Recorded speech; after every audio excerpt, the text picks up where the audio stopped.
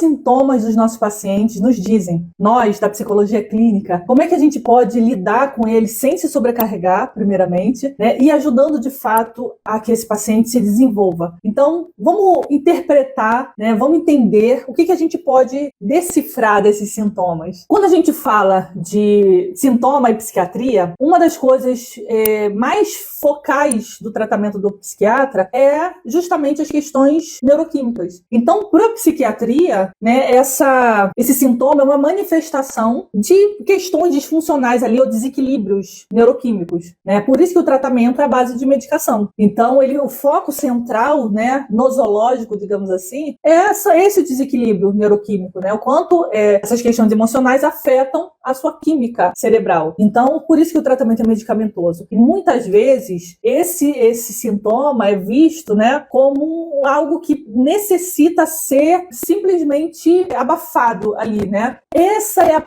principal diferença da psicologia. E quando a gente fala de desequilíbrio neuroquímico, isso é uma coisa muito complicada na nossa área. Por quê? Porque quando a gente fala de ser humano, a gente fala de um ser biopsicossocial. Então é claro que nossas emoções, eles vão trazer um certo desequilíbrio neuroquímico, mas até onde esse desequilíbrio é algo ruim ou é algo necessário? E aí vem a discussão na nossa área, que esse desequilíbrio muitas vezes é necessário para que essa pessoa mude alguma coisa, para que alguma coisa mude na vida dessa pessoa, para que essa pessoa se desenvolva, né? Então, quando você abafa, simplesmente você põe debaixo do tapete, né? Você dá um remédio, a pessoa paralisa, ela paralisa tudo. Não só um sintoma, mas também a possibilidade de crescimento. E muitas vezes, a possibilidade de exercer a sua vida com autonomia, né? Então, esse cuidado que a psicologia, ela se preocupa muito com essa parte. Em comparação ao médico, como eu falei aqui, né? A medicina, uma das coisas mais importantes é que a gente não abafa nenhum sintoma. A gente faz com que a pessoa compreenda o sintoma. Da onde vem, por que vem o sintoma. Por que ele está ali, por que ele apareceu. Então, gente, trouxe aqui algumas abordagens, né? Vou trazer todas porque a gente tem muitas, mas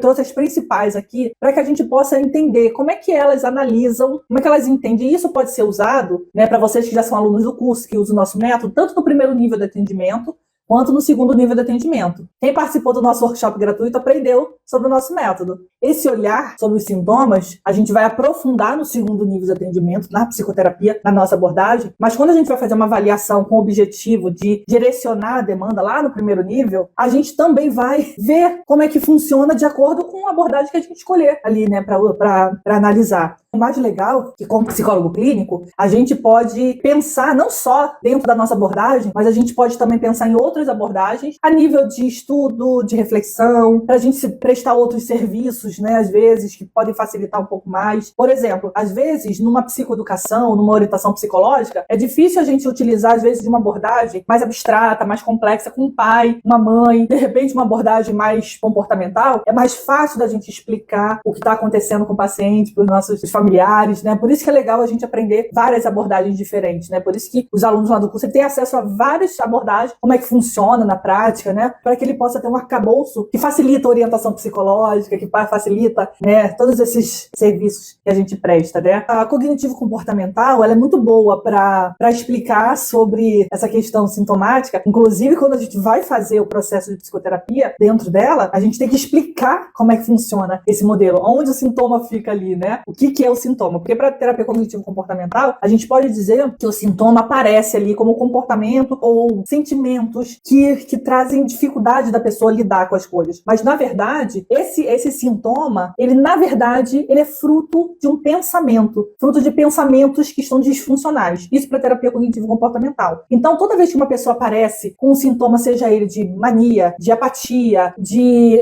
delírio, alucinação, seja ele qual for o sintoma, né, de tristeza, de uma emoção, seja ela qual for também, né? Então são os sintomas que a gente tem, sintoma de dependência emocional, sintoma de raiva, sintoma... Então, para a psicoterapia, para a psicologia cognitiva, esses sintomas estão ligados a pensamentos disfuncionais, que estão ligados a crenças disfuncionais. Então é aí que a gente foca nosso olhar, e não em abafar o sintoma, né? Então a tendência de abafar o sintoma, ele pode atrapalhar o processo de melhora de um paciente. E aí, gente, os médicos que nos desculpem, a medicalização excessiva atrapalha a melhora de um paciente. Agora, se a crise, olha a TCC dizendo aí, que eu vou falar falar depois da psicanálise, depois da junguiana, a humanista, a sistêmica, né? Vou falar um pouco dessas principais aí. Por exemplo, eu falei aqui da TCC, que se um sintoma ela é resultado de um pensamento automático, de crenças disfuncionais, se eu sei que meu sintoma é aquilo, o que eu tenho que fazer? Eu tenho que compreender que pensamentos são esses. Eu tenho que compreender que crenças são essas que estão me fazendo ter esse sintoma de uma forma, claro que também tem interação neuroquímica, né? Mas não é só isso. Se é biopsicossocial, todo transtorno mental, então quer dizer que esse sintoma também tem 3 aspectos. Agora, um dos aspectos, tudo bem, neuroquímico. Se eu tenho uma emoção, meus aspectos neuroquímicos têm que funcionar, né? Então faz parte, né, da nossa interação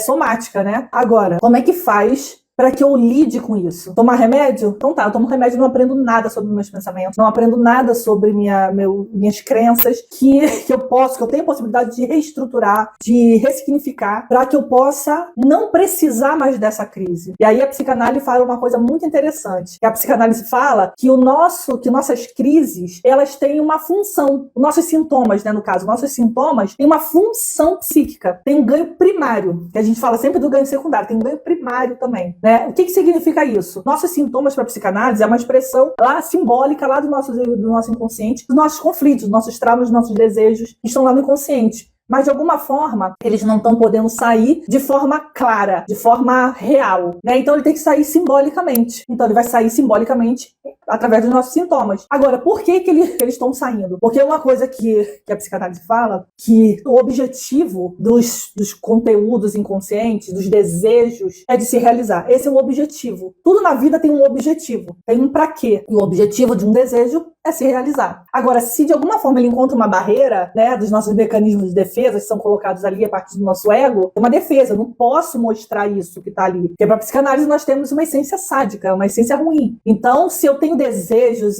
né, eu tenho um inconsciente ali, né, infantilizado e, né, chega a ser sádico, como é que eu faço para viver em sociedade? A gente é um ser social. E aí surge o nosso superego ali para bloquear. Mas esse desenvolvimento pode fazer com que não seja tão eficaz, e aí o nosso ego, ainda fragilizado, ainda infantil, ele não sabe lidar com essas questões, então ele bloqueia. Então ele fala, não, aqui não, pelo amor de Deus, não venha desse jeito, venha em forma de sintoma, que aí eu negocio, pode vir em forma de sintoma. Então ele sai em forma de sintoma. Agora, para eu entender, né, para eu lidar com esses sintomas não precisarem estar ali, não precisarem ter aparecer dessa forma, eu tenho que entender o que é isso que o meu ego não consegue lidar, que tem que aparecer em forma de sintoma. Agora, se eu baixo o sintoma simplesmente, muitas vezes, ok, tá bom, agora não tem mais sintoma, mas também não tem aprendizado. Então, o que vai acontecer? Esse sintoma vai perseguir a pessoa pelo resto da vida. Então, sempre vai entrar em crise, sempre vai ter os mesmos sintomas, porque ela só abafou no momento que o sintoma estava ali. Abafou o sintoma, com medicação, acabou. Só que isso vai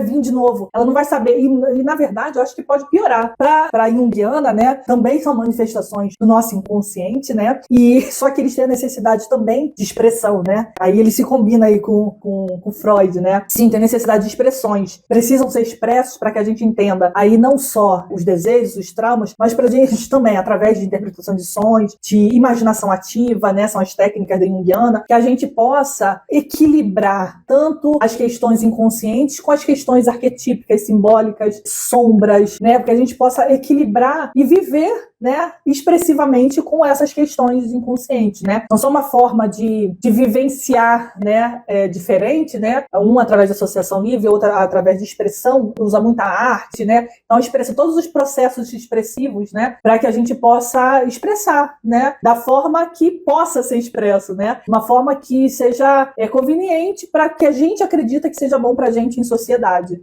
Entende que você limitar o acesso da pessoa a essas crises é limitar o acesso essa pessoa a entrar em contato com ela e a assumir o seu domínio, né, sobre ela. Assumir o seu domínio é viver ela muitas vezes, é viver seus sintomas muitas vezes e não viver suas questões e que ele não precise aparecer mais como sintomas. Os sintomas têm muitos ganhos secundários também. O ganho primário a gente já entendeu, que se ele está realizando um desejo da gente inconsciente, né, ele está saindo em forma de desejo, forma de sintoma, então ele está sendo realizado lá no inconsciente. Todo sintoma tem uma função. ele está realizando um desejo. Então, por isso que às vezes sintomas são tão enraizados, difíceis da pessoa tirar. Só que conscientemente eles trazem muito prejuízo para a vida da pessoa consciente. Então, o nosso inconsciente está sendo beneficiado, mas a nossa consciência não, né? Nossas relações, nossa vida consciente, não. Então, o ego que está sempre com um pé lá e o pé cá, né? Ele sabe o que está acontecendo lá e ele sabe o que está acontecendo aqui, né? Então, ele quer equilibrar isso de alguma forma, mas normalmente ele reprime ali através dos mecanismos de defesa, porque ele não sabe lidar. Mas quando a gente vai fortalecendo esse ego, a gente vai começando a ficar mais maduro, né? O nosso ego vai ficando mais maduro,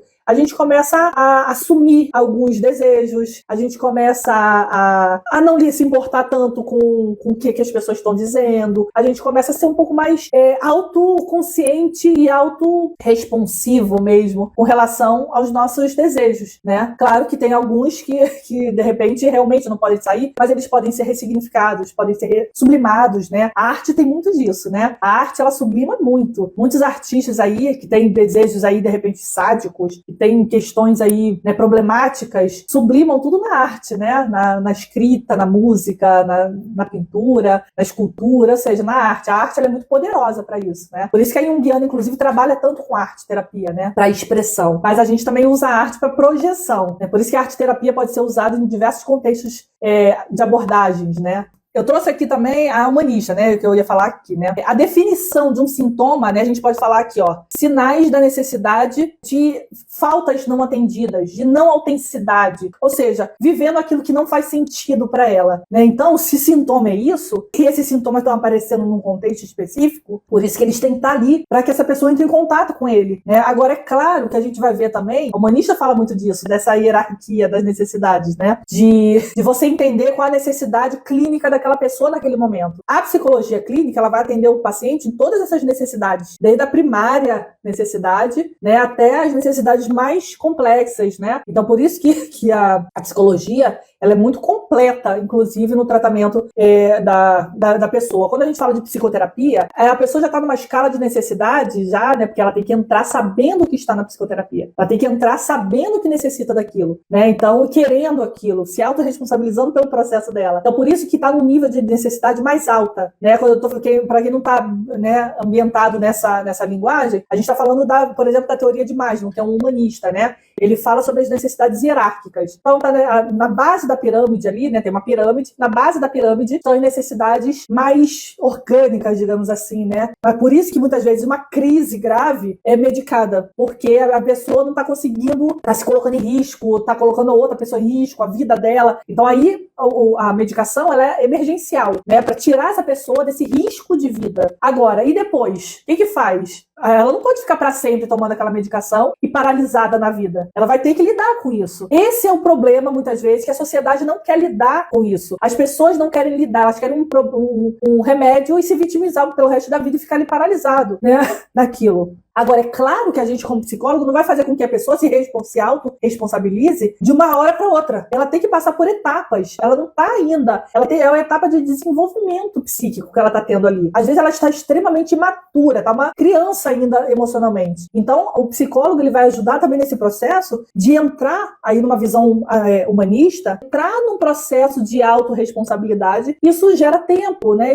Cada pessoa tem tempo de desenvolvimento, né? E aí, o tratamento, né, ali nesse aspecto, é para que ela tenha aceitação incondicional, que ela tenha, né, trace também empatia, né, porque a empatia digamos, uma habilidade que é muito madura. Pessoas imaturas não têm empatia. Pessoas muito infantilizadas, muito sem autorresponsabilidade, elas não têm empatia. Então, a empatia gera autorresponsabilidade com seus comportamentos, visando o outro, né? Então, é uma coisa muito evoluída, né? Então, esse tratamento também fala de autenticidade, de ser você mesmo, de você assumir quem você é, de você viver com autenticidade. Falei da diferença da psicologia e psiquiatria, de acordo com os sintomas, mas falei também de como é útil a gente olhar os sintomas com potencial, né? A terapia cognitivo-comportamental vai olhar sempre esse sintoma, não como uma coisa que tem que ser abafada, que tem que sair dali, não. Vai olhar assim, tem pensamentos disfuncionais aí, tem crenças disfuncionais que essa pessoa pode trabalhar, pode significar. A psicanálise vai olhar, tem desejos inconscientes ali, tendo um ganho primário aí, né? Então, ela pode entender entender melhor sobre esse processo aí, sobre esses desejos, para que ela possa equilibrar, né, exercer esses desejos ou ressignificar, sublimar, né? Na analítica junguiana, a mesma coisa, né? Desejos inconscientes estão ali, né? Não é uma problemática, faz parte do ser humano, né? São desejos que ele tem, são questões, né, que estão ali arquetípicas, né? Ele tem que equilibrar um pouco essas questões simbólicas, arquetípicas, os complexos, para que ela possa entender como é que ela possa expressar essa sua verdade. A humanista, né, vai olhar o sintoma ali de um paciente, também não vai, chega, ela não pode fazer isso é feio para a sociedade, não. Vai falar assim, opa, ela não está vivendo o que ela quer, ela não sabe o que ela quer, né, e ela não está vivendo a autenticidade dela, ela não está tendo sentido essa vida para ela tem que entender que direção ela quer tomar, ela tem que ter né, ela tem que se aceitar incondicionalmente, mas para isso ela tem que se entender, né, então aí a proposta da humanista. Da sistêmica, não falei da sistêmica, né, então é claro que olhar para o sintoma, para o psicólogo, é uma oportunidade, e inclusive a gente tem que mostrar isso para essa pessoa, que esse sintoma é a oportunidade que ela tem de se desenvolver, de crescer, de ficar mais forte. Então, o sintoma para a psicologia tem uma função muito importante. Então, sabe, a linda tarefa de fazer com que a pessoa aprenda com seus sintomas, né? Lembrando, antes de vocês saírem, tá todo mundo aqui ainda, vocês que são alunos, a renovação, turma 11, turma 14, a renovação começou, tá? Vai lá, responda lá ao pessoal do atendimento se você vai querer renovar sua assinatura anual, tá? Tem um desconto, assim, incrível pra vocês, tá? Vem aproveitar as novidades, que a gente tá cheio de novidade também no curso, e todo mundo que é aluno, que renova, vai ganhar todas as novidades, tá? Então, gente, beijão. Tchau, tchau.